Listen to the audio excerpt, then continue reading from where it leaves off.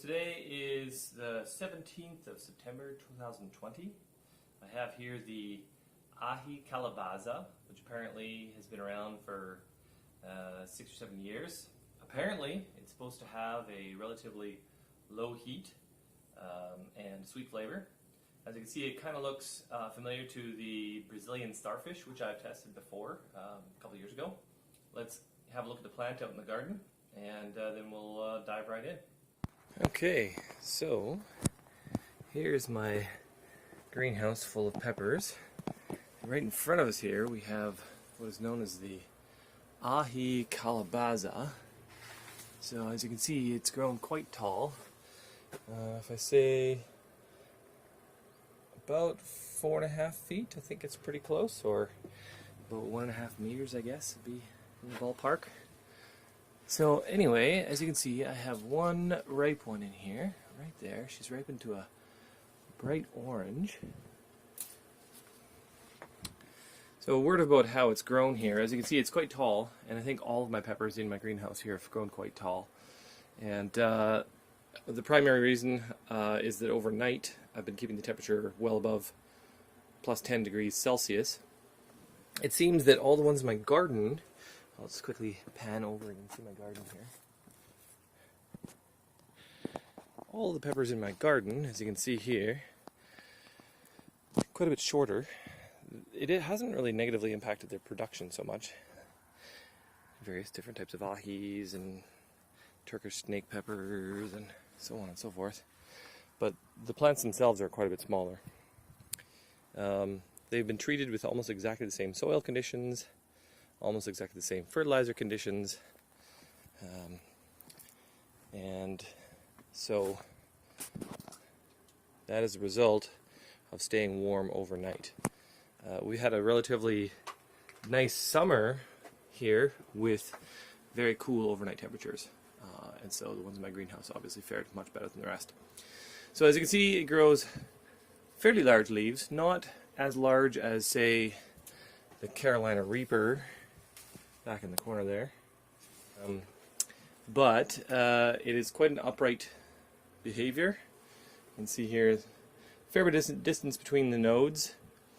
That's despite having pretty intense sunlight this year. So I would say it's a bit of a gangly plant compared to some of the other varieties out there.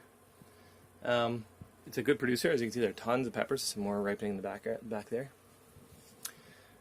So yeah, all in all, I'm quite happy with the plant. I don't know how well it would fare with the lower overnight temperatures, but that's what you can expect from the Aji Calabaza. Okay, so here's the Aji Calabaza. It's quite firm. Feels very similar in many ways to the Brazilian starfish.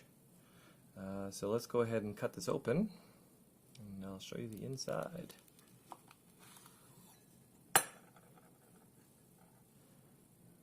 Nice small amount of seeds.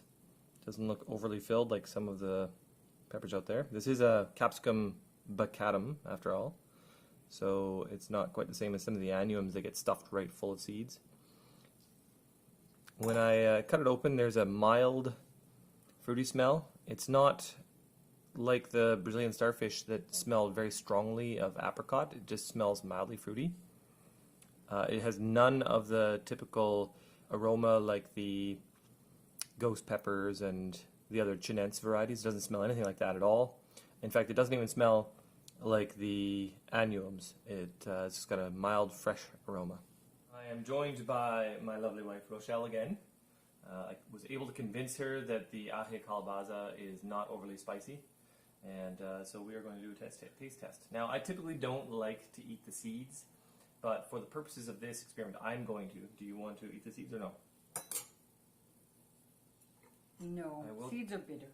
I will cut the green part off. I would like to cut the seeds out. Okay.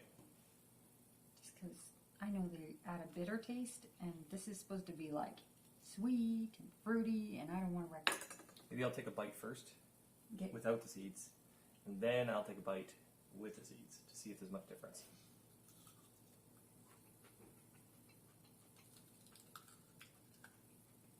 No heat at all. I got 0. Lies. He lies to me. What? How did you get heat and I got 0? Like literally, like not even the slightest little bit of heat. Oh, it's hot. Really? Oh yeah. I'm super confused because. It's burning all my tongue. So I'm wondering if maybe you had a little bit of the spongy membrane in there, and I got nothing but flesh. So that's interesting. I was not expecting that even remotely. The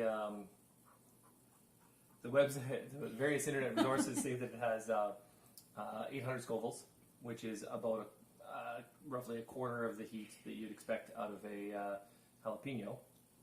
So I'm going to eat the whole shebang, including, as you can see, the seeds in there. So here we go. Regrets.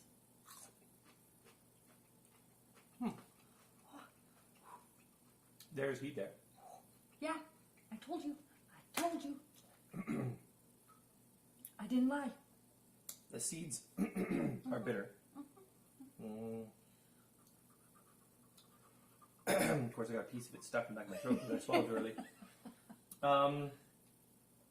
I still wouldn't put it like super hot. I'd put it at least as hot as jalapeno though. Like it's making my face sweat. So it's not as tasty as No, the. it didn't taste a lot of sweet or yummy. No. That's what I was. Wasn't even as fruity, wasn't even as good as bell pepper. Now I should have pointed out that I haven't eaten any peppers at all today, and so it could be just an initial reaction to even the smallest bit of capsaicin. But this one was pretty warm. Yeah. See? It's making my I face didn't sweat, lie. making I my didn't eyes lie. run. So, for future reference, if anybody wants to grow these, It's like burning all the inside of my lips. don't Yeah. eat the spongy interior part. I was like, I'm just going to set that down there. I'm not going to have any more of that. Now, I would say that, in the grand scheme of things, I'm a bit of a lightweight when it comes to pepper eating. A lot of people think that because I grow all these exotic peppers that somehow I'm able to handle peppers more than anybody else. And that's not true. It isn't crazy. Oh, eyes running. That actually made my eyes run. It's like really burning the inside of my lips. Like that. First it hit the tongue, and then it was like inside of the lips. Like massively. It's like burning all the way around the inside of the lips. It's like really attacking. I got nothing on the lips. For me, it's all Or back of my just throat. give it some time. It's not getting the back of my throat very much. Well, I think a piece of the pepper got lodged in the back of my throat when I swallowed it. Because I ate the whole thing and it kind of fragmented. So, of course, I got a phone call in the middle of our taste testing. I still got some heat remaining. Anyway, point is, it has some heat. I would say it's definitely like more than a jalapeno, which is absolutely unexpected. Now, I wonder if it's possible that maybe this is not the most stable variety. Obviously, if it was crossed a few years back and it hasn't gone through a huge number of generations, then it's entirely possible that it's unstable and I could have a slightly spicier version of one than I would expect. Now, I got the seeds originally from the Hippie Seed Company, and they've always been really super reliable when it comes to the quality of the seeds. I have nothing negative to say whatsoever. So if it is unstable, I wouldn't put the blame at their feet at all. It would just be the variety. As far as the actual taste, it's not as special as I expected it to be. I expected it to be somewhat similar to the Brazilian starfish, which is very closely related.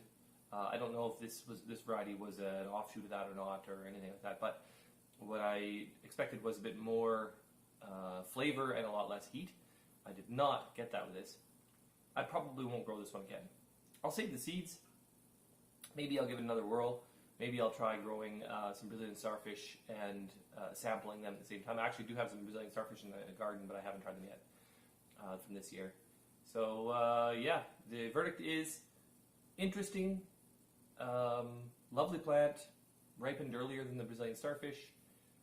It's got more heat than the internet says that it should have, and not as flavorful as I expected it to have. If you want to grow these and use them in a salad, make sure you remove the seeds and the membrane component. Yeah, with the membrane removed, it's much milder, but it still isn't sweet and sugary. You know, if I wanted something that tasted sweet and sugary without the heat, I might as well have a bell pepper compared to this one. And bell peppers are much easier to get a hold of.